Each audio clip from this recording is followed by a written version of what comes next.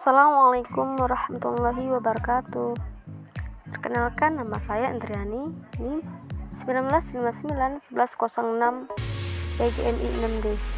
Nah, di sini saya akan menjelaskan materi mekanisme pendidikan karakter dengan dosen Mary Hartati, MPD.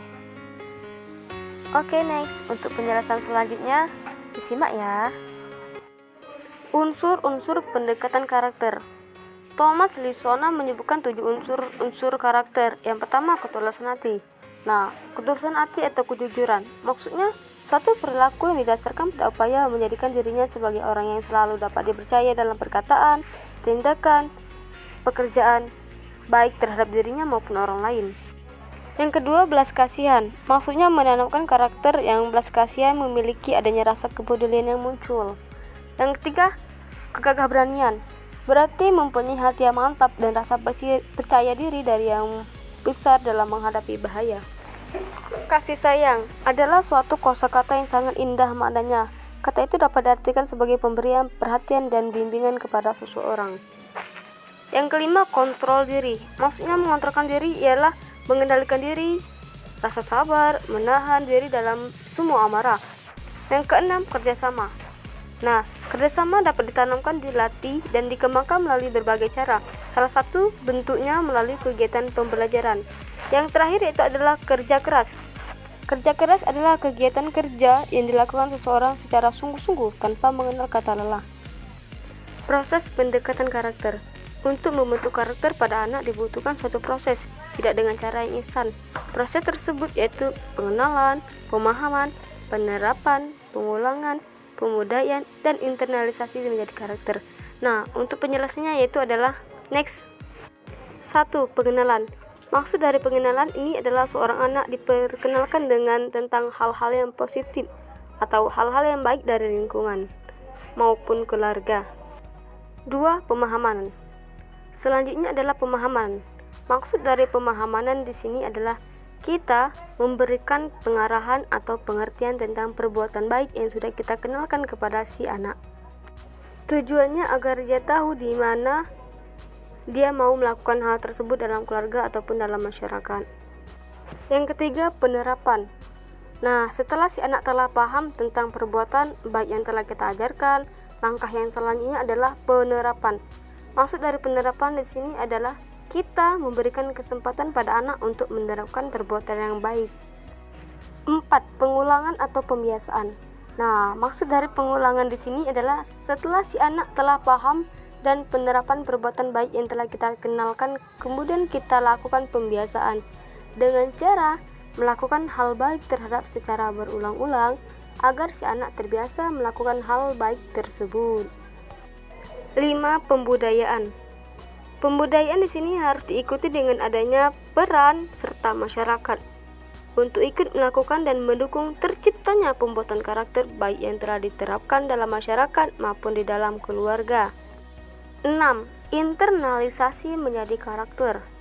Karakter seseorang akan semakin kuat jika ikut didorong adanya suatu ideologi atau belief. Jika semua sudah tercapai, maka akan ada kesadaran dalam diri seseorang untuk melakukan hal yang baik. Hal baik tersebut tanpa adanya paksaan atau dorongan untuk melakukan. Nah, selain itu, adanya faktor internal dalam masyarakat atau keluarga akan mempengaruhi karakter seseorang. Yang selanjutnya, tahap-tahap pembentukan karakter. Karakter setiap manusia terbentuk melalui 5 tahapan yang berkaitan. 5 tahapan itu adalah yang pertama, adanya nilai yang diserap seseorang dari berbagai sumber seperti agama, ideologi, pendidikan, dan lain-lain. Yang kedua, nilai pembentuk pola pikir seseorang yang secara keseluruhan keluar dalam bentuk rumusan visi. Yang ketiga, visi turun ke wilayah hati, membentuk suasana jiwa yang secara keseluruhan membentuk mentalitas. Yang keempat, mentalitas mengalir memasuki wilayah fisik dan melahirkan tindakan yang secara keseluruhan disebut sikap.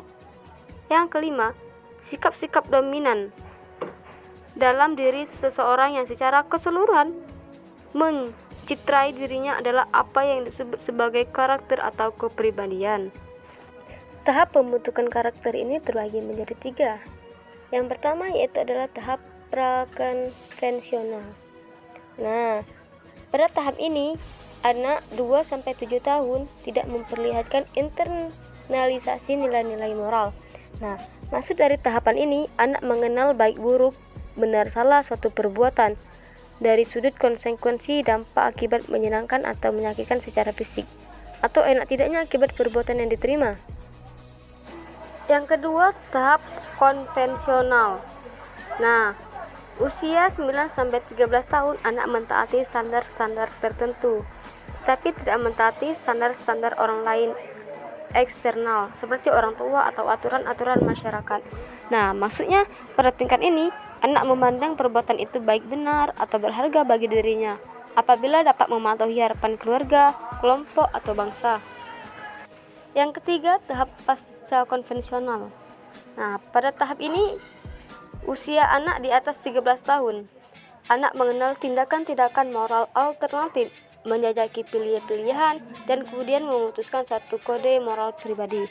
Nah, maksud dari tahapan ini, pada tingkat ini anak usaha individu untuk mengartikan nilai-nilai atau prinsip-prinsip moral yang dapat diterapkan atau dilaksanakan terlepas dari otoritas kelompok, pendukung, atau orang yang memegang prinsip moral tersebut, atau juga terlepas apakah individu yang bersangkutan termasuk kelompok atau tidak.